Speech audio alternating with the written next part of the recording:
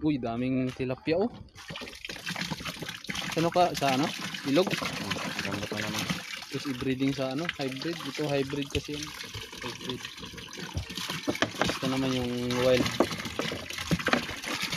Try daw ni kuya kung i-breeding sa ano, hybrid saka yung wild hybrid. Parang patay na yung isa na yun. Nalipong lang. Pakain nyo sa dalag. Ah, madami yun. Yung ba, may ako na naman.